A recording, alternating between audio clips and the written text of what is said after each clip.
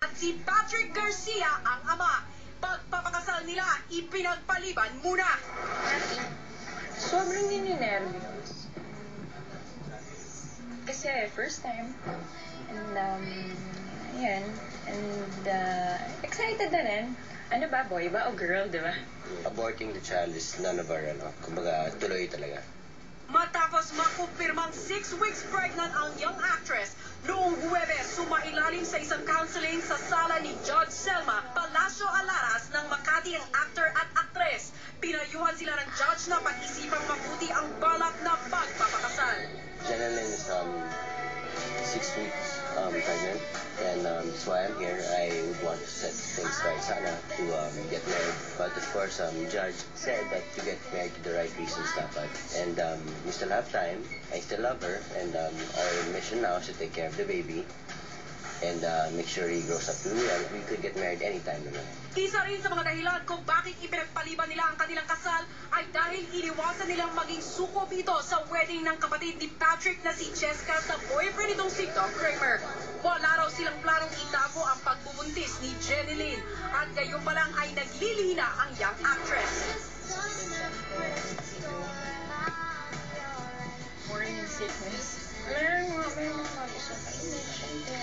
Spaghetti parate. Pasta parate. Ayaw na, amoy ng chicken. Something like this you can hide naman eh. I mean, di ba? Lalabas din. It's not a mistake, it's a blessing pa. Dahil maselan daw ang pagbubuntis ni Jeneline ay titigil muna ito pansamantala sa pagtatrabaho. Maraming na siya ni Jessa sa career ko. Sa lahat. Sa sarili ko. She'll just be taking a rest and she'll be back. Sana pagbalik ko, nandiyan pa rin sila for me. Nagbigay din ng pahayag ang mami ni Patrick na si Mrs. Bing Garcia tungkol sa pagbubuntis ni Jeneline at sa reaksyon ng kanyang pamilya. Nung sinabi niya sa akin na yung manager ni Jenny will come to the house, will talk about something. O sabi ko, alam ko na yan. So kaya nung New Year's, bago mag New Year's Eve, wala na lahat, hindi ko nagawa. Just talking about that thing. Excited yung daddy niya. Excited siyempre si Cheska. Nasa Baguio ako, tumawag si Jen para sabihin niya na may problema. Tapos tinanong ko sa kanya kung ano problema. Sinabi niya na buntis na siya. So lahat lang na sinabi ko is, oh no.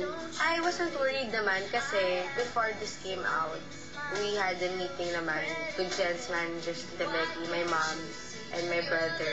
At sinabi talaga naman nila na they can't get married kasi nga, I'm getting married first. And matagal na namin itong plinano ni Doug. So napag-usapan naman to. Tsaka it was very clear naman from the beginning na hindi mo na sila magpapakasal. For Jen and Patrick, congratulations. For Patrick, you're gonna be a dad soon, in 9 months.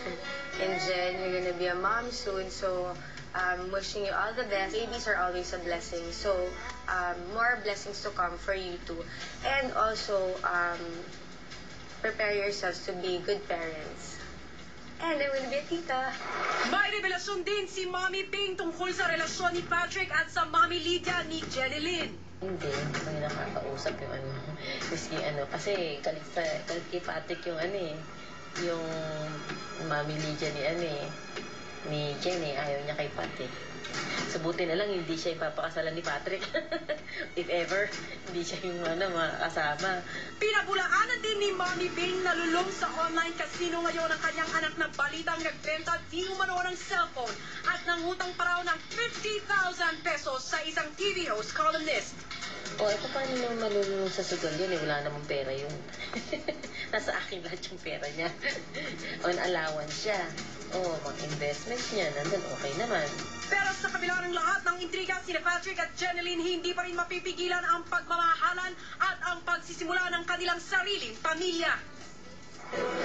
Gaano mo kamahal si Jeneline, Patrick? Sobrang mahal. Ikaw, Jeneline, gaano mo kamahal si Patrick? Sobra.